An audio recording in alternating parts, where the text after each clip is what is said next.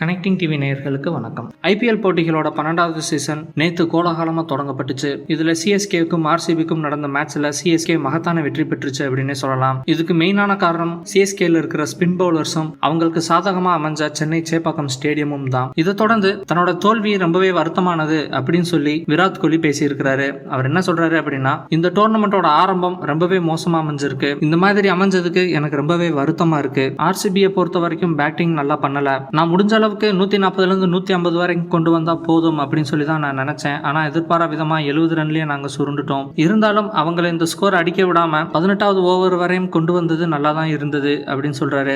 Chennai super Kings நல்லாவே விளையாடினாங்க. CSK அணி இந்த வெற்றியை கொண்டாடுறதுக்கு அவங்க தகுதியானவங்க தான் அப்படின்னு சொல்றாரு விராட் கோலி. சிஎஸ்கேக்கும் ஆர்சிபிக்கும் இதுவரைக்கும் நிறைய மேட்ச்கள் நடந்திருக்கு. அதுல பெரும்பாலான வெற்றியை சிஎஸ்கே தான் பெற்றிருக்கு. நிறைய பேர் ஆர்சிபியை ரொம்பவே கிண்டல் பண்ணிட்டு இருக்காங்க. அதுலயும் விராட் கோலி நல்ல பேட்ஸ்மேன் தான், ஆனா அவரால் ஒரு கேப்டனா சைன் பண்ண முடியல, அவர் கேப்டனுக்கு தகுதி இல்ல அப்படின்னு சொல்லிட்டு இருக்காங்க. இதையே கௌதம் கம்பீரும் சொல்லிட்டு இருந்தாரு. அவருக்கு பதிலடி கொடுக்கிற விதமா கங்குலியும் சொல்லிட்டு இருந்தாரு. ஆனா எப்படி பார்த்தாலும் கௌதம் கம்பீர் சொல்ற மாதிரி தான் நடந்துகிட்டு இருக்கு. இதுவரைக்கும் ஆர்சிபியோட கேப்டனா இருந்து ஒரு ஐபிஎல் தொடர்ல கூட ஜெயிக்கல அப்படின்றது அவங்களுக்கு ரொம்பவே வருத்தமான விஷயம் தான். மேட்ச் எப்படி போகுதோ இல்லையோ அந்த மேட்சை ரொம்பவே சுவாரஸ்யமா கொண்டு போறதுக்காக லைவ் கமெண்ட்ரியில நம்ம ஆர்ஜே பாலாஜி பேசுவாரு. அவருடைய கலாயான பேச்சு நிறைய பேருக்கு ஃபேவரட்டா அமைஞ்சிருக்கு அப்படின்னே சொல்லலாம். அவர் பிளேயர்ஸ்க்கு நிறைய பேர்லாம் வச்சிருக்காரு. உதாரணத்துக்கு உமேஷ் யாதவ டோரா புஜி அப்படின்றாரு. அதே மாதிரி இம்ரான் தாஹிருக்கு பராசக்தி அப்படின்லாம் வித்தியாசமா பேர் வச்சுட்டு இருந்தாரு. இது ஒரு பக்கம் இருக்க, மேட்ச்ல பிளேயர்ஸ் ஃபீல்டிங் நிக்கிறதெல்லாம் பார்த்து கிண்டல் பண்ணிட்டு இருந்தாரு. பேட்ஸ்மேனை சுத்தி நிறைய பேர் நின்றுட்டு இருக்கிறத பார்த்து இவங்க எல்லாம் என்ன மல்லிகை பாட்டுக்கு டான்ஸ் ஆட போறாங்களா அப்படின்லாம் சொல்லி கிண்டல் பண்ணிட்டு இருந்தாரு.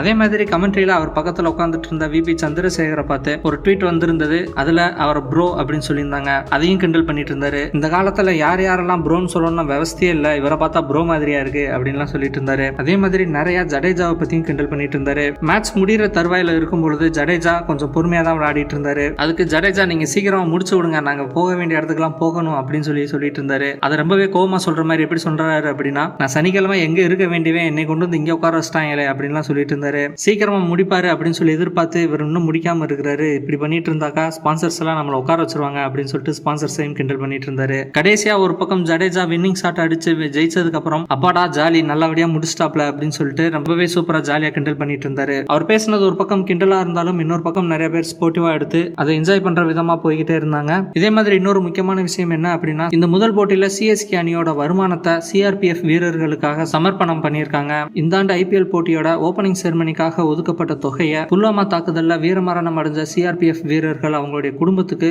இந்த பணத்தை கொடுக்கறதா பிசிசிஐ அறிவிச்சிருந்தாங்க. அதே மாதிரி சிஎஸ்கே தங்களுடைய முதல் போட்டியில வர வருமானத்தை இந்த மாதிரி அவங்களுடைய குடும்பத்துக்கு நாங்க கொடுக்கிறோம் அப்படின்னு சொல்லியிருந்தாங்க. அதே போல இதற்கான 2 கோடி ரூபாய் காசோலைய ஆர்மியில ஒருத்தரா இருக்கிற தோனி அவர்கள் ஆர்மி நிர்வாக அதிகாரிகள் கிட்ட கொடுத்தாரு. இது போக ஐபிஎல் ஓபனிங் செரமனிக்கான காசு 20 கோடி ரூபாயும் கொடுத்தாரு. இது நேற்று ரொம்பவே பெருமையான விஷயமா பார்க்கப்பட்டுச்சு. இந்திய வீரர்கள் விளையாட்டு மட்டும் இல்லாம அவங்களுடைய நாட்டுப்பற்ற காட்டுற விதமாகவும் இது அமைஞ்சிருந்துச்சு அப்படின்னே சொல்லலாம். ஸோ நேற்று மேட்ச்ல உங்களுக்கு எந்த மாதிரியான விஷயங்கள்லாம் பிடிச்சிருந்துச்சு, உங்களுடைய ஃபேவரட்டான மொமெண்ட்ஸ்லாம் என்ன அப்படின்னு சொல்லிட்டு சொல்லுங்க. அதே மாதிரி விராட் கோலி ஆர்சிபி நேற்று தோத்ததை ரொம்பவே வருத்தமா தெரிவிச்சிருக்கிறாரு. அதை பத்தியும் உங்களுடைய கருத்துக்களை எங்க கமெண்ட் பாக்ஸ்ல பகிர்ந்துக்கங்க. இந்த வீடியோ பிடிச்சிருந்தா லைக் பண்ணுங்க, ஷேர் பண்ணுங்க. கனெக்டிங் டிவியோட அப்டேட்ஸ் தெரிஞ்சுக்கிறதுக்கு சப்ஸ்கிரைப் பண்ணுங்க. மறக்காம நோட்டிபிகேஷன் பெல்லையும் கிளிக் பண்ணிருங்க. இது வரைக்கும் கனெக்டிங் டிவிக்கு சப்ஸ்கிரைப் பண்ணனா மறக்காம சப்ஸ்கிரைப் பண்ணிக்கங்க. உடனடி அப்டேட்ஸ் பெறுவதற்கு நோட்டிபிகேஷன் பெல்லையும் கிளிக் பண்ணிக்கங்க.